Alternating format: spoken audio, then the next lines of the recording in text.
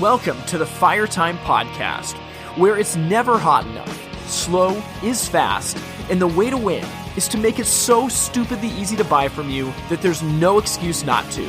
I'm your host, Tim Reed.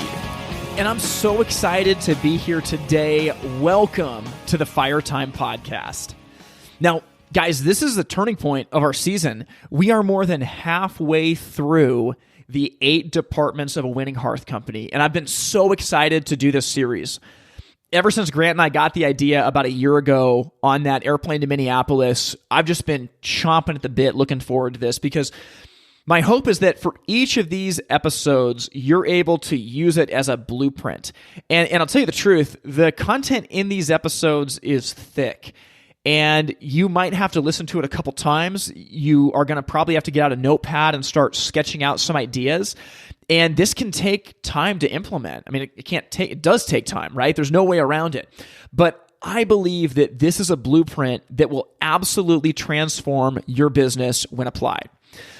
Today's department is a surprise because it's grounds and warehouse. And I would say that for most businesses, they don't think about their grounds and warehouse as a department in the business, but this is so important. And actually, when I first met Grant, probably 3 or 4 years ago, and I visited Falco's, the first impression blew me away. I mean, when you go to that building, you walk up and it's like, oh my gosh, like these people are serious. Their grounds are immaculate. The showroom is pristine. And it sets up the customer experience for winning. I mean, it really does. And it all comes down to the intentionality with the way that they handle their grounds and warehouse. So this is department 5 of 8, and we're going to jump headfirst into it. Now, if this is the first time you're tuning in, you haven't caught up to the rest of this series, you can go back and listen to the other 4 departments. We start with leadership, then we move to sales, installation, and service, and now we're on to grounds and warehouse. But as we finish this out here, I mean, this is a big deal. And I know that as I'm putting these episodes out, I feel like each week is ramping up and building on the foundation of the previous week. So in this conversation, I'm just going to say that for a lot of people, there's going to be some new things here.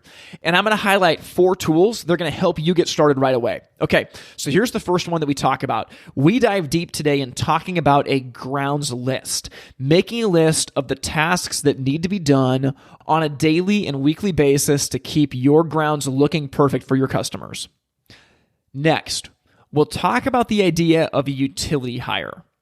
And a utility hire is really important. I mean, I think about this language from baseball, right? Like, what's a utility player? It's someone that can play first base or center field or shortstop. Your business should have a utility hire.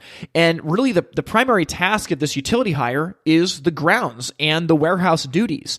Now, as you have this utility hire, you'll cross-train them depending on their skill set for installation, for support, and even for sales. And this starts to allow you to have a bench, but you have to get a utility hire in place. We're going to dive deep on that in this conversation. Number 3 that we're going to talk about is bin organization.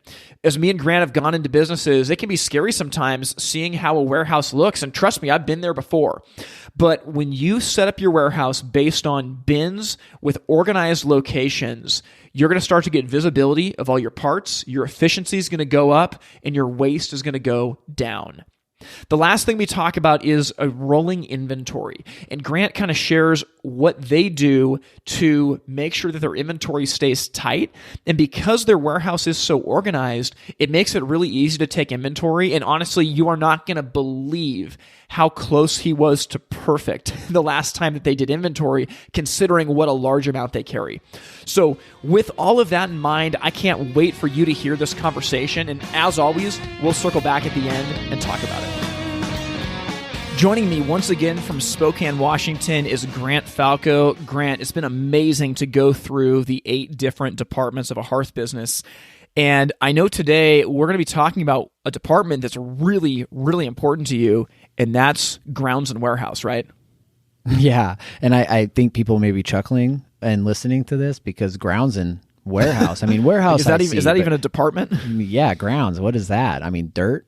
So yeah, I'm excited to talk about it because I do think that identifying it as a department is kind of the first step in being intentional in managing that area. And grounds, warehouse is I think we all know what we need to do with the warehouse, but grounds, it's like we all just think someone else is going to do it. And for years, it was like, if I'm not doing it, no one is. And I just got tired of it. So I think you have to figure out how, to really manage your grounds and take it seriously. That's what we're going to talk about today. That's awesome, man. I love it. And I think this is going to be a really cool conversation. So for a lot of companies listening, they may not be thinking intentionally about tying the grounds and the warehouse together, but this is something that makes a really big difference. And I would say when you walk up to Falco's, there's an amazing first impression that you get. The building looks terrific. You've got grills out in front, and a lot of that first impression that sets the buying experience is because of how you take care of the grounds.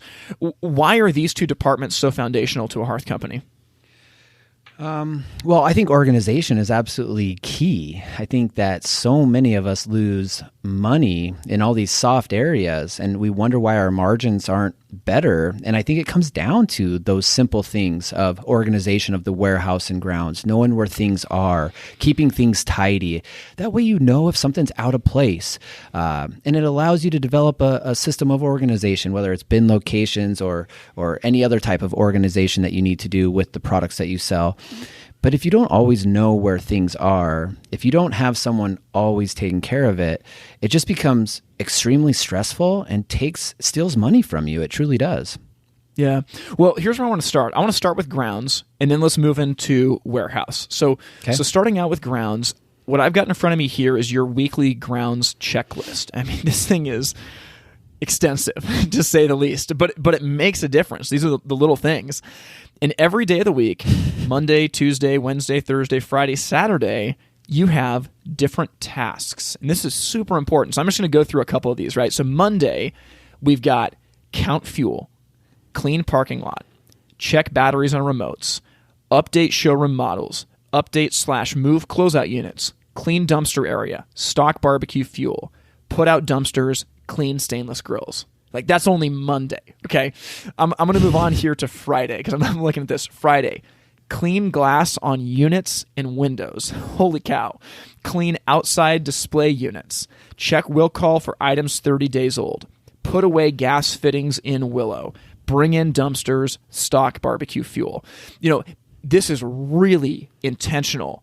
How did you start to formulate and put this together?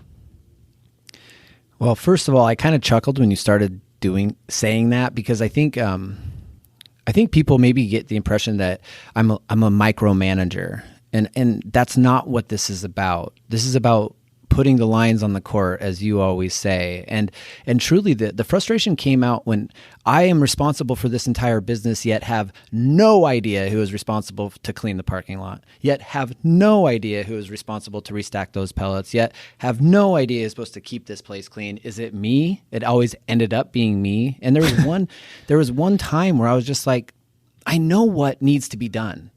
Let me just go through and put it on a weekly schedule. We already hired this utility position. Let's make this utility position 50 to 60% the checklist. And that's it. And it's seasonal. It will rotate just a little bit in how we do it.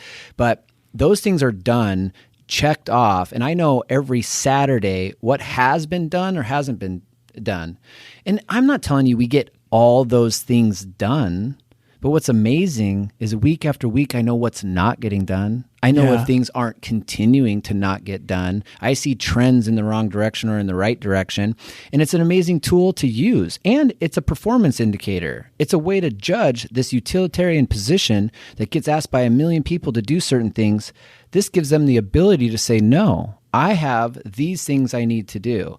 And it's worked wonders. And we have another section of project list because there's always other things that you need to be working on. And maybe the standard list isn't full time. And we manage that as well on that same list. But it's not micromanaging. It's actually macromanaging. It's being intentional, putting the lines on the court, and then holding them accountable consistently. I don't even have to be around to hold them accountable, right? Well, this is so good because how many owners and managers are frustrated at their team members? They never pick up the garbage in the showroom. Why am I the one that's dusting? Am I the only one that takes pride in my job? Like, guys, we all have been in this boat before, and you just got to a point where you were sick of it. You said enough's enough. Like, I'm drawing up lines on the court, because when I draw lines on the court, I can manage the productivity, but like I don't manage the tasks. Like the tasks get done and people are held accountable to it. I'm looking at this here. What you've got is you've actually got a percentage indicator for what percent of the tasks got done on Monday, Tuesday, Wednesday, Thursday.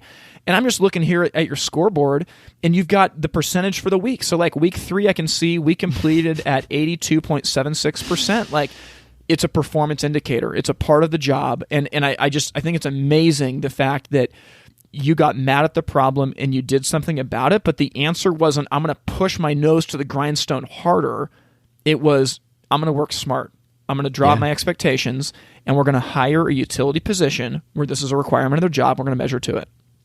Yeah. And I think when like you had stated, I think when people drive through our parking lot or approach our building, I think it is very evident that we take care of it. And it's always been that way. But it's been stressful to be that way. And, us in family business have our fathers who are looking over our shoulder constantly. And honestly, I've said this before, it's what it looks like more than what it is almost all the time. And so I talk to my staff about Louis Falco driving through the parking lot. And I talk to him about what people can see and what he can see. And truly, like, we might have some messes here and there, but if you can see it, we take care of it. And I believe that's absolutely necessary for that impression on the customer and anybody you do business with. It just leaves an outstanding impression.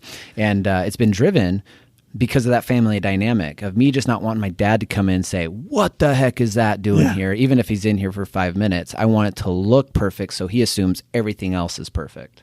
Well, I think it also raises the bar internally for your team members, that they believe they're working in a professional environment, and it raises the standard for everybody versus just having junk all over the place and dust and debris. Oh, yeah, totally.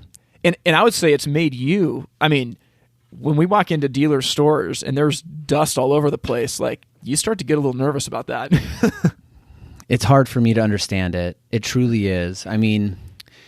We work so hard to earn positive points through the sales process and to earn money. We are starting off negative, and not just negative, maybe super negative. And you have to show every ounce of how much of an expert you are and all these different things, way more than you would need to if you just kept it clean and tidy.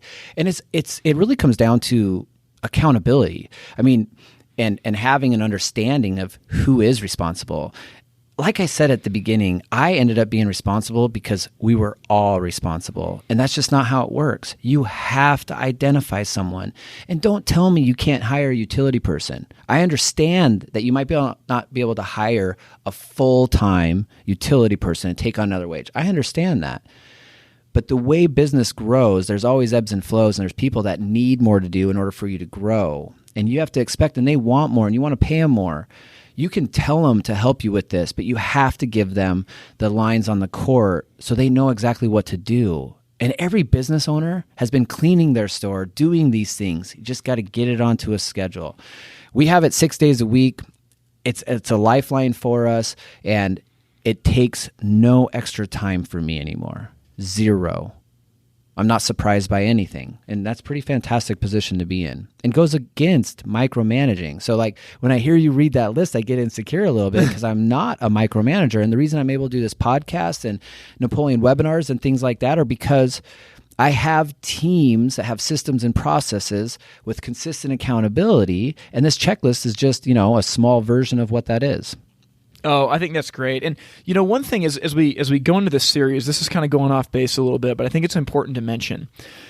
As we lay out these 8 departments, I think a mistake is that people will listen to this and maybe be tempted to think, well, Grant, like, he just hangs out, eating candy and drinking martinis all day because he's got this perfect business where every department does everything. And Tim and like, they're not in the real world. Like, look, and that's not true. I think that one thing that's really important to mention is that the reason that we build these departments and these systems and processes it's not that you stop working, but it means that you get to solve bigger problems.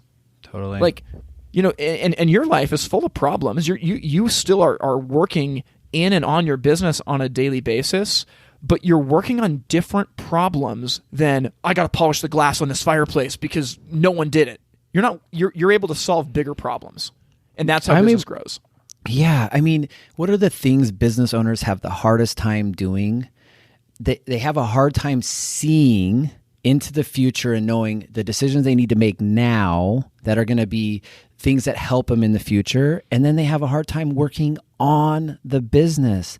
Not to mention, they don't give very much feedback and don't have a lot of control of marketing. And those are the things that I wanted to do. Those are the things that I felt like I could make the biggest impact. What is our vision? How are we aligned to get there? It's absolutely vital for you to be doing that. We work in the business or on the business. And if you're going to move up that ladder, how are you working on the business? Aligning vision for sure, working on the business system, process, tightening up. Who is doing that? Who is making sure your team is getting better? Just coming to work doesn't get you better. Who is making sure that they're accountable to their mistakes and learn from them? That is what the leader needs to do. And you have to work to get yourself in that position. It's not easy. And it's not easy once you're in the position. As you move up the chain, you just get bigger problems, like you just said, right? Yep. Yeah, the reward for solving problems is that you get to work on bigger ones. And that's actually a beauty. It's a beautiful thing in life. It is. I mean, I think about the problems I have, and I'm like, dude, people would kill for these problems. It's amazing I get to solve them. Yeah. That's awesome. Yeah. I was listening to a podcast literally this morning with John Maxwell, and I like that you talked about we can't assume we're getting better. We have to intentionally work on it. John Maxwell, literally this morning in this podcast, he said, we make the mistake of assuming we'll just get better. We can't assume that. We can assume we'll get older, but we can't assume we'll get better without intentional thought and effort. Oh my gosh, yeah. I mean, we could do a podcast on intentionality. Like, how do you start your day? How do you plan your week? Oh man. What are your Season goals 5, for the month? And how do you be exactly, seriously. Intentionality is like such a cog in the wheel of success and understanding that I have to be intentional about this. I mean, even with my staff, like as we're going through this, stand-up meetings every day, you have to be intentional about what your plan is today. If you wake up and just kind of go through it, you're going to get 30% of stuff you could have got done. Whereas if you get up, make a plan, execute that plan at the end of the day, talk about that plan, figure out what you did, work on it the next day, your production is 10 times over, and it's just a snowball effect, right? We'll get back to our conversation with Grant Falco in just 1 minute. Hey, if you've been listening to the podcast this season and you've enjoyed Grant and I taking you through the 8 departments of a winning hearth company, I want to make you aware of something that Grant and I are offering right now. We are calling it a Blitz Trip. Now, a Blitz Trip is when Grant and I come out to your business for 2 days and we dive deep. Grant in particular specializes in the service and installation end. I focus on sales and marketing, and we cover other aspects of your business as well, like showroom, warehouse, and grounds. The way that we've been doing this for companies is that we come in generally the night before, where we meet with the business owner to problem solve some of the biggest issues that they're currently having. For the next 2 days, we spend about half the time with owners and managers and half the time with team members. And we do a combination of hands-on training and business analysis. One of the things that we find most often when we come in is that there's a lot of businesses out there that are close, but they're not over the hump. And in order to move the needle, what they need is a roadmap. So Grant and I provide that. Basically, we come in, we work with you to identify exactly where your business is, and then we provide you what the next steps are that need to be taken in order to get your business to the next level. Now, one thing I'll say about this is that, number one, this is not for everybody. I'm just going to say that right now. This is not for everybody because it's really expensive. The reason this is expensive is that Grant and I's time is really tight, and because of that, there's a limited amount of these Blitz Trips. It's just plain and simple. We don't have a lot of time, but we want to make it available to help businesses that would like to have us out. So if you want to take advantage of a Blitz Trip, you can go to itsfiretime.com/blitz, and basically you'll sign up. We'll schedule a series of calls leading up to the trip so that as Grant and I come out there, we are poised to give you the most value possible and give you a roadmap that you can follow to take your business to the next level. So if the content in these episodes has been helpful and you want to see that applied firsthand, you need to sign up for a Blitz Trip before the rest of the year is booked. To do that, you can go to itsfiretime.com/blitz. That's itsfiretime.com/blitz. Okay, I want to move on to the warehouse. We've talked about grounds. Establish a checklist, right? So action items to, take a checklist. Make a Monday through Friday, Monday through Saturday checklist. It could have 3 things. It could have 10 things on it per day. And there's someone in your company that needs more to do. If everybody's totally tapped out, then, hire somebody for minimum wage, 10 hours a week. That's not that much of an investment, and it's going to make a difference, okay? So that's the action item. Moving on to the warehouse. How do you think about the warehouse? And I guess let's start there. How do you think about the warehouse, and how is it that you have set up the structure of it? Well, so we've been in business for 90 years. As a 4th generation business owner, we have a lot of piles of old stuff that I've taken on, and I'm fine with that. I understand how business works, and the thing and we carry a lot of inventory. We're someone who really believes in having inventory. Now, that's a burden, huge burden, and you can't handle it loosely. If you're taking on inventory and you don't understand where your product is at all times, you're going to run into issues. You're going to constantly be going back to jobs. I mean, the structure and managing the expectations of how your business works leading up to the job starts so much earlier and in the warehouse most of the time. So the thing that I remember thinking and saying to my team that kind of changed it was, if I put this widget that we sell, that we stock on a regular basis in the parking lot, shouldn't any employee be able to pick it up and know where its home is? How in the world do we expect things to find their home when there's no home? Maybe one person knows where it goes, but not everybody. Someone drops it off and it ends up staying there. And then you end up with all these piles. And so I remember saying that to my team and saying, how do we get to where everything has a home?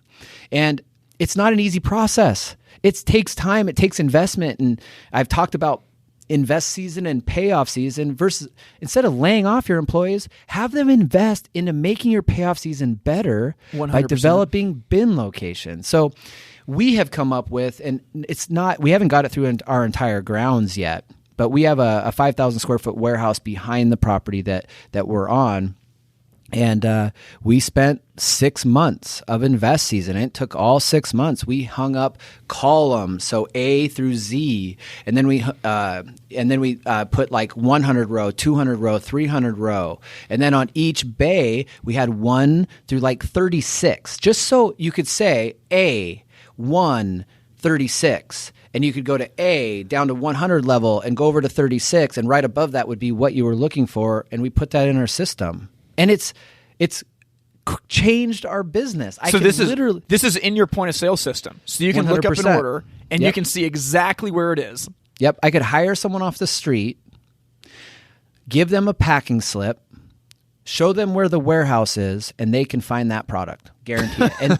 And also, when you walk into the warehouse and in the back door of our building, there are maps of our warehouse that are a top view, kind of spread out, so that you see, before you even go over there, you know where the D column is, but you might be able to see a little bit closer into where you need to go, so you can head straight there or kind of get a plan. So we try to make it as easy as possible not to lose the stuff and to get it right away and always know where it goes.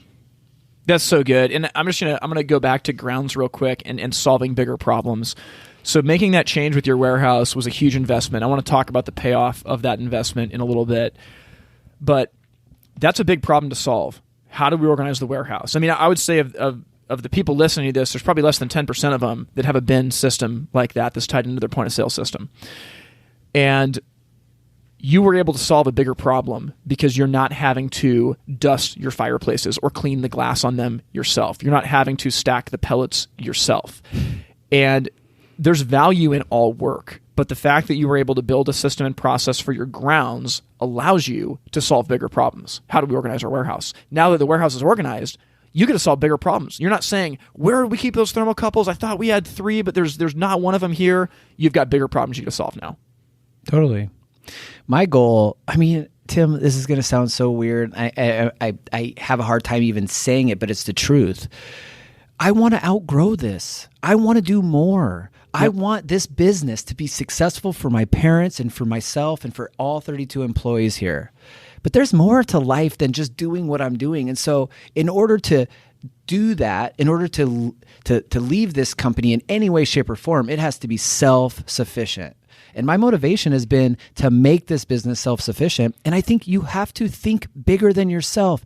People want to work for a place that they can move up in. And since I started thinking like that, we've been promoting from within and growing from within. And it seems like it's the right method. And I'm happier and my employees are happier for that type of thinking or that process. I think one of the best things that anybody can do is to try to work themselves out of a job.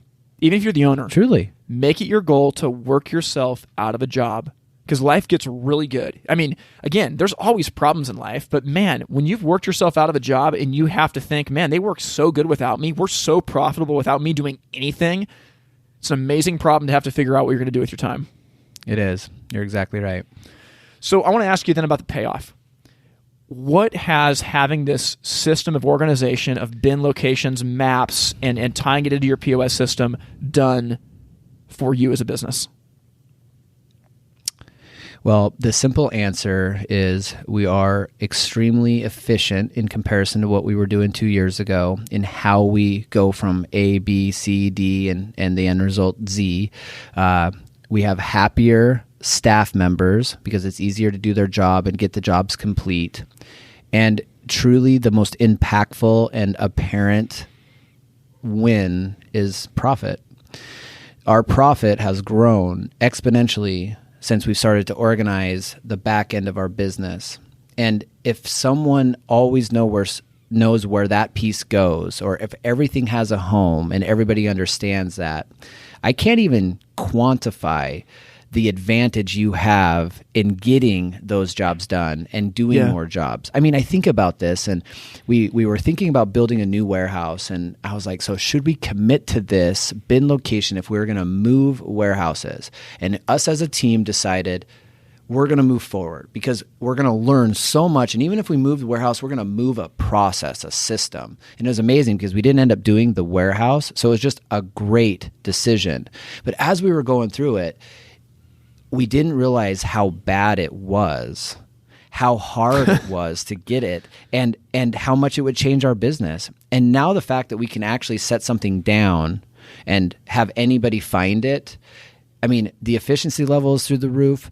I would have had no way to go from 3 to 4 crews last year and 2 to 3 crews the year before. As you're growing and you can't have 4 or 5 crews and not have an organized pick system and pulling system for installations.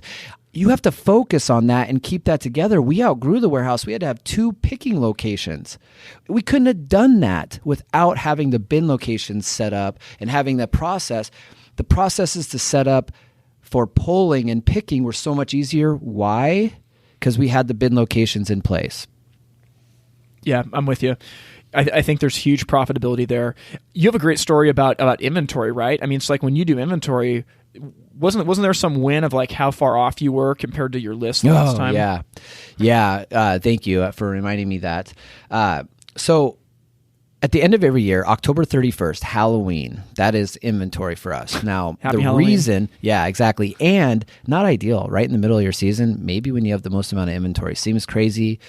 I'll explain that real quick. We were a garden center 3 generations ago, and the garden center was done as of October. So we had no inventory, so inventory was easy, right? Well, now that we're a Hearth shop, it's a little bit difficult. Having extra inventory, running the business and not running a tight ship and not being able to hold people accountable and all sorts of things. You know, as you go through this venture, you look at inventory and see how much you're off at the end of the year. And I don't know how many people do take your inventory. I hope everybody does. And then how much you're off. I mean, we were off a ton. And it blew me away because we were okay with it. Like that was the way it was. And that was a win if it was only off by X amount. And I'd look at X amount and go, that's like that amount, whatever it is, that amount you're off is profit. So yeah, like whatever that number is, the higher it gets, the less profit you have. And I just could not get over that. And so with this bin location, our goal was to get it down to like a pretty incredible spot, I thought, and we crushed it.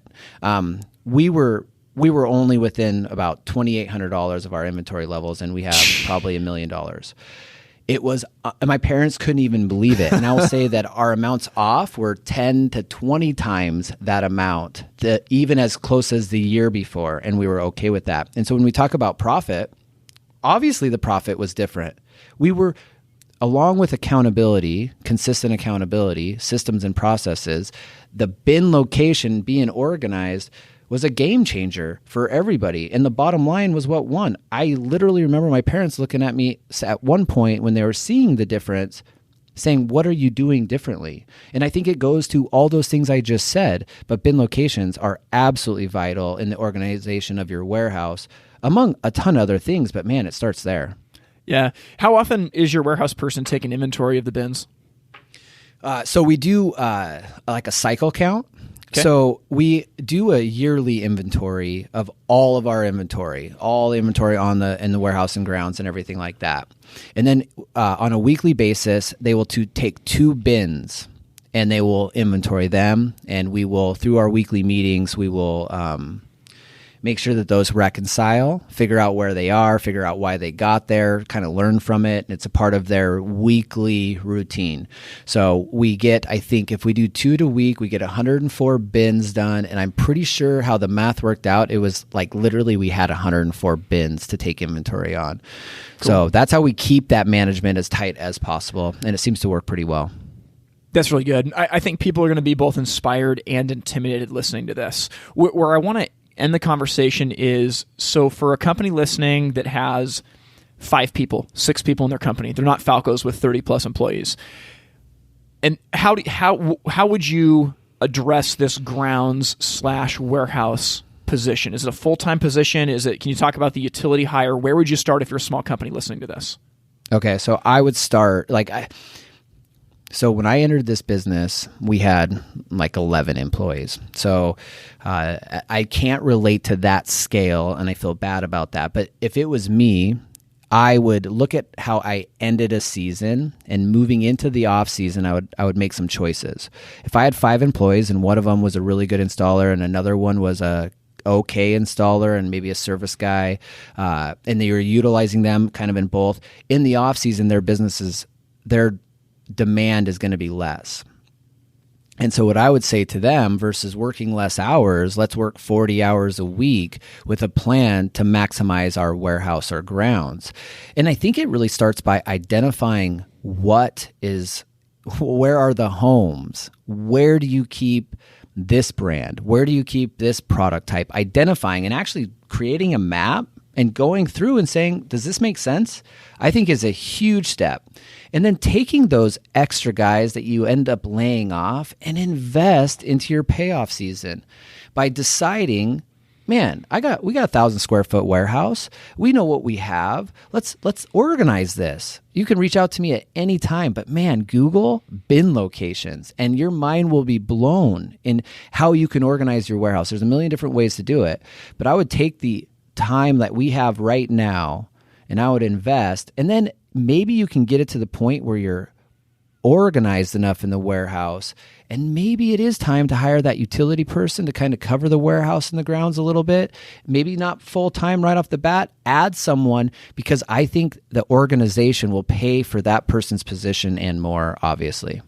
Well, this was going to ask. So if this is an entry-level position, and let's just say that you can't start out full-time as a part-time employee, I'm just doing some math here, that if you can hire someone for 20 hours a week for a full year, and it's entry-level position, so maybe $12 an hour, whatever just above minimum wage job is, that ends up being like $13,000 for the year. So even if you as an owner could absorb a $13,000 pay cut to make this position happen, like the ROI on that, there's no question the ROI on that. Let me add to that too. Who's doing it? All the people that have jobs, maybe you. What is that taking away from? much more than $13,000. I feel like my value is much more than $13,000. And I believe that $20,000, $30,000 truthfully is worth cleaning up your grounds for the impression, organizing your grounds for the efficiency, and then allowing you to work on things to be more successful, to push that envelope, to grow that business. The reason everybody thinks it's impossible is because they can't get out from that first step. And I think it is tough. I think risk takers, a lot of times end up getting ahead. Maybe they fail first, but they get ahead simply because they're not afraid to maybe make that step. I'm not saying as the people listening, I'm not saying you have to do this. I'm just trying to open your eyes to a different way of thinking, and not a micromanaging mentality, more of a macromanaging, but with accountability in place. Well, I think as I've been listening to you talk, I've been taking some notes here, and I think I've got 4 steps that someone can take. So I think if you're listening to this conversation and you feel intimidated or you don't know where to start, I think step 1 is you start with a grounds list. What are the things I need to get done on the grounds? Monday, Tuesday, Wednesday, Thursday, Friday, Saturday. Step 2, you have a utility hire. Maybe this is someone that's already on your team that needs something to do. Maybe it's this 5 hours a week, 10 hours a week, 20 hours a week hire. But step 2 is you have a utility hire, and their job is largely getting this grounds list done. Step 3, you start the project. This is a long-term project of bin organization. How are we going to organize the warehouse? I love what you did with bins. It's terrific. And step 4 is we have a rolling inventory. So I think if we start with the grounds list, we make a utility hire, and that position will grow into more of a warehouse role. Step 3, bin organization, and then we have a rolling inventory. I think that's going to free up your time to do a lot more with the business than when you're handcuffed to those things on a day in, day out basis.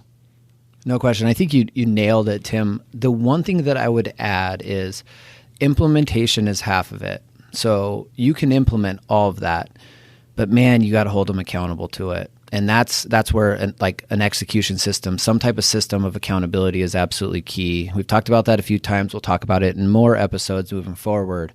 But you can put all those things in place, but ultimately your job as a leader is to hold accountable and have them win or learn. And that is something that maybe is missed, and you can get that stuff all going, but it isn't any good unless it is consistently above par. So good. Grant, you are just delivering tremendous value, and I can't believe that we're almost all the way through this series, but it's so valuable right now to be thinking about these 8 different departments of the Hearth business, and I'm excited for next week. Well, I hope you guys enjoyed that conversation as much as I did. I think it's very eye-opening to talk about grounds and warehouse in that way. But the truth is, if you go into Grant's business, the evidence speaks for itself. I mean, the way that their grounds are set up, the way that their showroom is set up, and when you go into their warehouse, the level of organization absolutely sets them up to give customers an amazing experience. And I know that we talked about these 4 things in the conversation today, right? Number 1, create a grounds list. Number 2, make that utility hire. Number 3, bin organization and location. And number 4, a rolling inventory. The thing I'll speak to at the end, I mean, you heard us talk enough in that conversation about the nuts and bolts of how to do this. I'd like to talk about the fear that exists in all of us as leaders and owners to get started. And I think that it's easy to write this off. Grounds and warehouse, right? I've got more important things to do. This customer's calling me, this team member's upset. We can make excuses all day. The truth is that there's never been a better time to do this. I mean, we've all been disrupted in the midst of the COVID-19 crisis. We're all in the midst of rebuilding our businesses. This is the time, period. This is the time to change the way that things were done so that you can set up a better future. And I know it can be scary. I know that there is fear inside of, I can never organize it. I'm not actually up to it. I can't run a business that way. It's easy to think it doesn't matter. We make all these excuses about it. You know, I found this for me personally. When I'm going to be stepping into something new, there's all kinds of insecurity you can fight. Can I actually do it? What if I waste my time? Why is this worth it? You hear all these voices of naysayers in your head, and you got to get over it. The truth is that if you take the time to organize your grounds and to organize your warehouse, your business will be better for it. And it's kind of been the theme of all these departments is really what we're doing is we're defining a vision, right? A grounds list is defining a vision. Mapping out your warehouse with locations and bin organization is defining a vision. After you've defined that vision, what do? You create a map to get there based on the knowledge that you have at the time. After that, you follow the map and you improvise as needed. And you might find that in 6 months, you say, oh man, we got to rearrange our bins this way. That's no problem, right? You're following the map and you're improvising based on what you know. The vision hasn't changed. We're going to have an organized warehouse. The tactics that you use absolutely change. But I think that understanding that framework of define your vision, create a map, then follow it and improvise is super important. Literally this morning, I was listening to a podcast where Michael Hyatt was talking. And he was saying that, if your family's going to go on vacation to wherever, pick your spot, and you're driving to the airport and there's traffic, do you give up on the vision of going on vacation? No way. You take an alternate route, which wasn't planned for, but you improvise based on the situation that you're in. This is the same thing with your business. It's so easy to second guess, to keep your nose to the grindstone and not look up. But I'm telling you, now is the time to get above the problem, to think about it, and then to go after it. So I hope that this conversation was an inspiration for you. I know that I took away a lot from it just in regards to my own organization. How am I defining vision for the things that I have? How am I organizing the back end of Wi-Fi, of my speaking engagements, of my coaching practices so that I can be as efficient as possible in serving my clients? This is super important and it translates to way more than just grounds and warehouse. So I know that there's a lot you can take away. Now, if this podcast has been a blessing for you and you would like to support it financially, you can do that by going to patreon.com/itsfiretime. That's patreon.com/itsfiretime. You can contribute whatever amount is comfortable for you. If you want to take this podcast out for a virtual cup of coffee and donate $5 a month, that's amazing. If you want to contribute more as you're able, that's great too. The money that comes in, we are using to outsource the administrative duties of this podcast so that we can continue to create the highest level of content for you. Now, as always, if you have any questions based on what we've talked about in this episode, the last episode of the podcast this season is going to be a Q&A episode where Grant and I are going to dive deep on all the questions that we've been getting. So you can send those questions to tim@itsfiretime.com. That's tim@itsfiretime.com. Well, I hope you guys have an amazing rest of your week. Right now, people are hurting for leaders. They desperately need vision, and I know that you're equipped to give it to them. So make sure that as you go out today, you're intent on defining where am I going and how am I going to shepherd my people along the way. So with that, I'm going to sign off, and we'll see you guys next week. Thank you for listening to the Fire Time Podcast. To learn more, visit the website itsfiretime.com. Music from this episode was written and recorded by In Bloom out of Portland, Oregon. We thank you for listening to the Fire Time Podcast, where it's never hot enough, slow is fast, and the way to win is to make it so stupidly easy to buy from you that there's no excuse not to. We'll see you next time. All into